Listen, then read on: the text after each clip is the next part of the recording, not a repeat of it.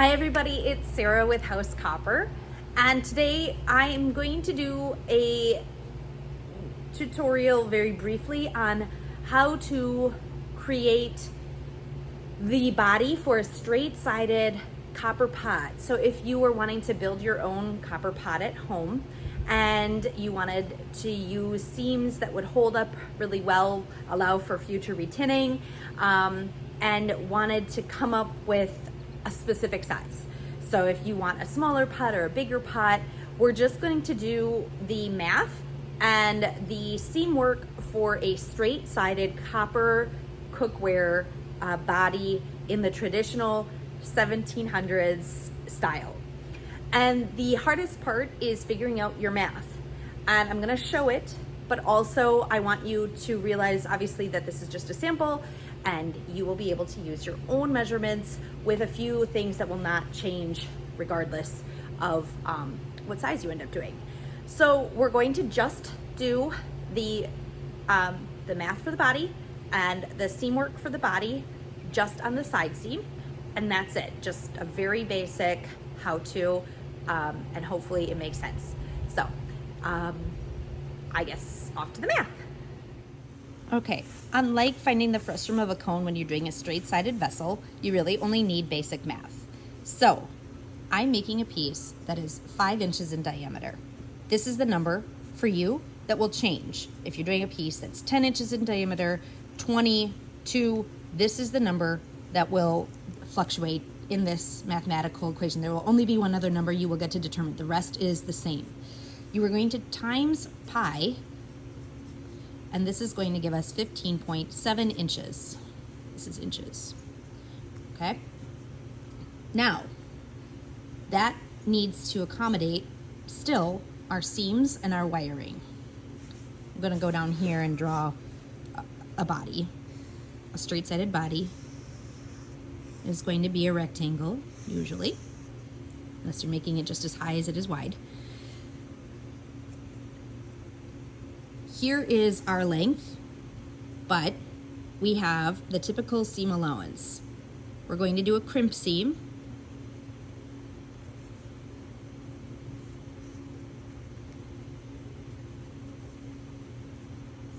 That's what you're going to notch out. These will disappear.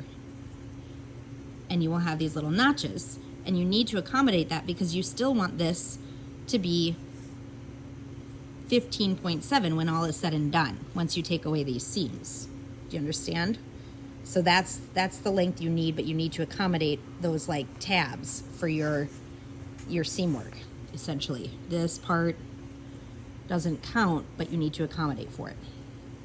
So 15.7 is from here to here.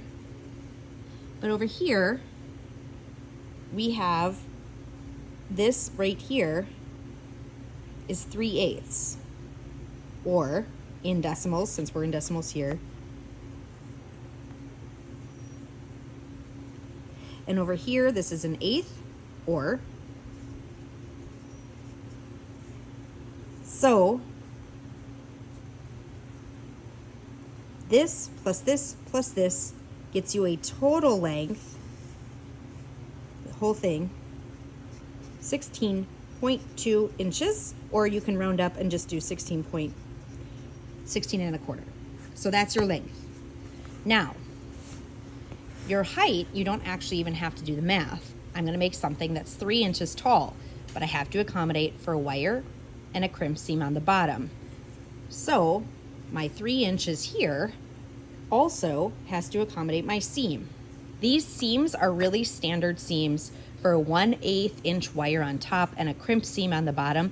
These numbers I'm gonna give you will never change. The only numbers that change are your height and your length based on the size of the piece you're gonna make. So down here, we need to worry about this way. I'm sorry, over here is all that really matters. Right here is another 1/8, right here, that's an 1/8. So again, 0.125, sorry. And right here is another,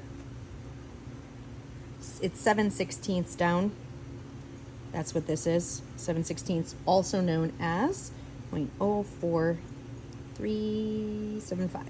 Okay, so now our full height is 0.125 plus 3 plus 0.4375, which ends up, I think I did the math before, and if I remember correctly, it's like 3 9/16, or you can round up and just say 3.5 inches. So my final pattern should be 3.5 inches tall, and you know, if you want to be rounding up, and 16.25 inches long. So I've already pre-cut this, so this is this in the flesh. That's the piece that I just did the math for here. And then, if you can see, there's where the notches will be cut out. Okay, so I just notched it out just to show you that these were the notches that we discussed on that piece of paper. This is the body, the pattern for a piece of copper cookware that will have a crimp seam on the side and the bottoms and a wired top that is 5 inches in diameter and 3 inches tall when it's finished. So obviously it's bigger than that right now. This height is bigger than 3.5. This length is bigger than, that would be a bigger than 5. But once the seam work is in, the final piece will be 3 by 5.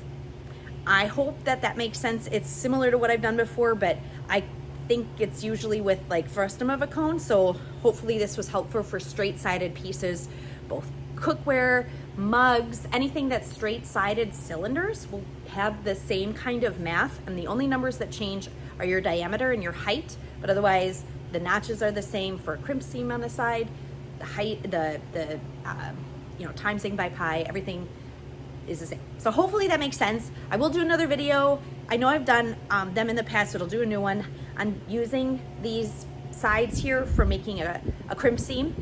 And I want to do it because I want to show you how you can wire the top ahead of time. And it makes your job a little easier, and you don't have to use, it's a different way of wiring. Wiring straight-sided pieces is a lot less painful than wiring something that is a cone. So anyway, I hope that if you have any questions or comments, put them down below. I appreciate all the viewership and the sharing and the subscribing. Please don't hesitate to check out the 2024 workshops. I have a couple of spaces left, and I think 2 of the workshops. And pick up Copper, Iron, and Clay, or find me on Facebook and Instagram under House Copper. And I appreciate you watching, and I will see you next time.